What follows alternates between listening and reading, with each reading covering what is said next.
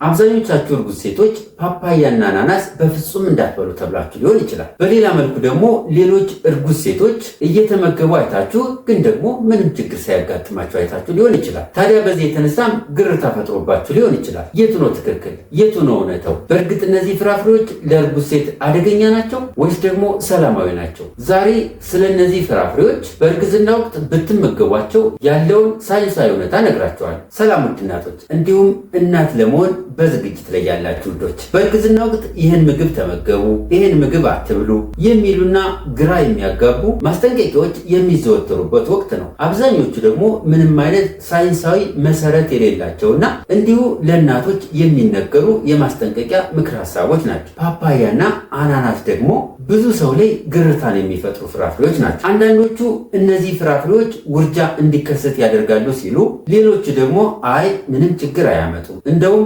በተቃራኒው ዘርፈ ብዙ የሆነ የጤና ጥቅም ስላላቸው እርጉዝ ሴቶች እንዲመገቧቸው ያበረታታሉ። ታዲያ የቱ ነው ትክክል? የትኛውስ ነው እውነታው? በዚህ ቪዲዮ ስለ ሁለቱ ፍራፍሬዎች ያለውን እውነታ እንነጋገራለን።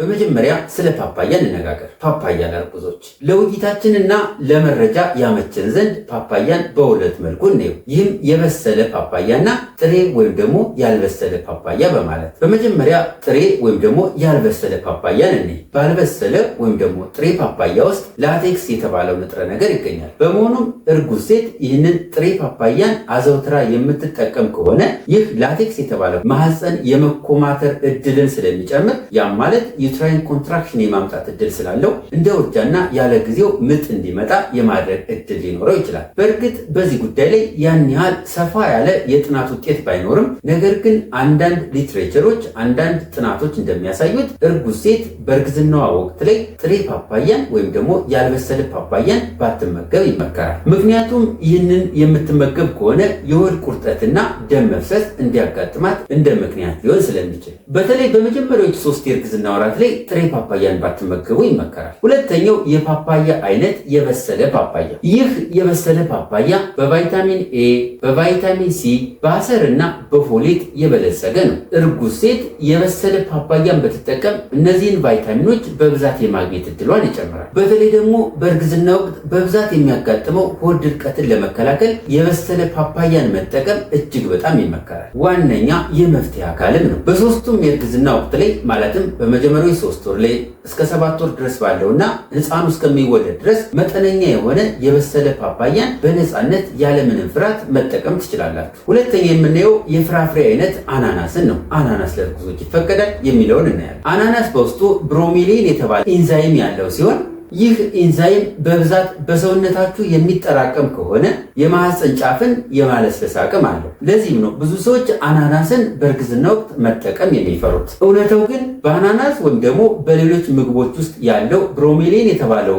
ኢንዛይም መጠኑ በጣም አነስተኛ ነው። ጉዳት የሚያደርስ የብሮሜሊን መጠን ለማግኘት ከመጠን በላይ መመገብ ሊኖርባችሁ ይችላል። አናናስን በእርግዝና ወቅት የምትጠቀሙ ከሆነ እነዚህን ጥቅሞች ታገኛላችሁ። የምግብ መፈጨት ስርዓትን የተቀላጠፈ እንዲሆን ያደርጋል። በቫይታሚን ሲ የበለጸገ ስለሆነ በሽታ የመከላከል አቅማችሁን ያሳድገዋል። የሆድ መነፋትን ኦር ደግሞ ብሎቲንግ የምንለውን ለመከላከል ቀዳሚውን ሚና ይጫወታል። ስለዚህ በቀን ከ1 እስከ 2 የአናናስ ቁራጮችን ያለ ስጋት መጠቀም ትችላላችሁ። በብዛት ከመጠቀም ግን ተቆጠቡ። በተለይ ደግሞ በመጀመሪያዎቹ 3 የእርግዝና ወራት። በተለይ ከዚህ በታች የምዘረዝራቸው ችግሮች ያሉባችሁ እናቶች አጠቃቀማችሁ ላይ ጥንቃቄ አድርጉ። ከዚህ በፊት ተደጋጋሚ ውርጃ ከነበር፣ የማህፀን ደም መፍሰስ አጋጥሟችሁ ከሆነ፣ የሚከታተላችሁ ሐኪም እንዳትጠቀሙ ከከለከላችሁ ባትጠቀሙ ይመከራል። ውድ እናቶች፣ በእርግዝና ወቅት ያሉት የምግብ አማራጮች ፍርሃትን የሚፈጥሩ ሳይሆን የተመጣጠነና በትክክለኛ መረጃ ላይ የተመሰረተ መሆን አለበት። ፓፓያና